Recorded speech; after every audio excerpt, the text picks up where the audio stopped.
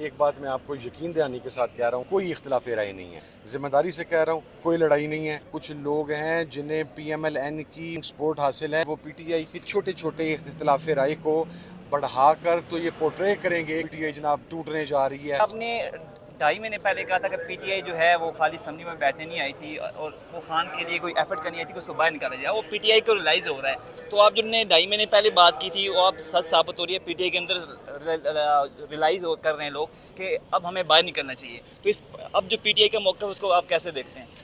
भाई देखें, मेरा अव्वल तो स्टेटस है इत्तेहादी का, मैं PTI के अंदरूनी मामलात में बयानबाजी नहीं करता।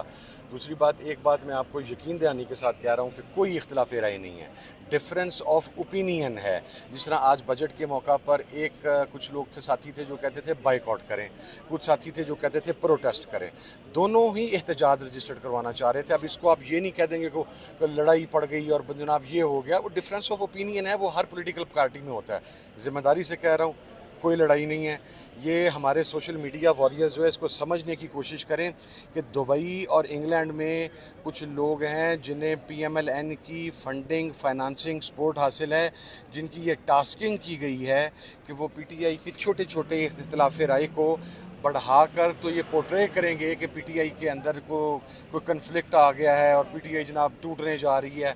There is nothing like this going to happen. और ये इमरान खान साहब को 2 वीक पहले बता दिया गया था। रही मेरी बात, देखिए मैं इस पर आज भी क्लियर हूँ कि हमें एक टाइम फ्रेम का तयन करना चाहिए। उस टाइम फ्रेम के अंदर हमें देखना चाहिए, 4 माह हो, 6 माह हो, 8 माह, वट एवर इट इज़। अगर हम खान साहब को निकालने में कामयाब नहीं होते तो फिर मेरा ख्याल हमें रिज़ाइन कर देना चाहिए। Still stand to my words, but again parliamentary party will decide about it, वो क्या करना चाहिए क्या नहीं करना चाहिए। एहतजाज ही मेरा ख्याल है ये जो मामला है ना, ये सीधी उंगलियों से हल नहीं होना, ये टेढ़ी उंगलियों से ही हल करना। सर, पहले ऑर्डिनेंस लाया गया था कि इलेक्शन तरमीमी एक्ट में के रिटायर्ड जजेस को ट्रिब्यूनल का जज बनाया जाएगा। तो आज बाकायदा इलेक्शन तरमीमी बिल लाया गया, उसको पास करवा लिया गया। तो हुकूमत को इस टैक्टिस को कैसे देखते हैं आप? कि पार्लिमान के होते हुए जब आप ऑर्डिनेंसेस लेके आते हैं तो बेसिकली मॉरल ग्राउंड्स के ऊपर हुकूमत की ये शिकस्त होती है।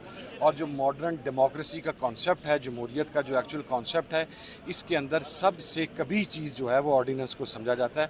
उसका मकसद ये होता है कि हुकूमत अपनी लीगल, हुकूमत अपनी मॉरल ग्राउंड्स, हुकूमत अपनी अददी अक्सरियत शो करने में नाकाम हो गई है, जिसकी वजह से वो ये ऑर्डिनेंस लेके आ रही है। तो मैं समझता हूँ it is again a failure of the democracy कि अब मामलात पार्लियामेंट जाली खुद साख्ता असम्बली के होते हुए भी इनको अगर नौबत ऑर्डिनेंसों तक ही आ गई है तो मेरा ख्याल है इन्हें बंदे के बच्चों की तरह वैसे इक़्तिदार छोड़ देना चाहिए। सर, लास्ट सवाल, असद उमर साहब के इस्तीफा जो आया था उस हवाले से क्या पार्टी के अंदर क्या राय कायम की गई है, क्या पाई जा रही है?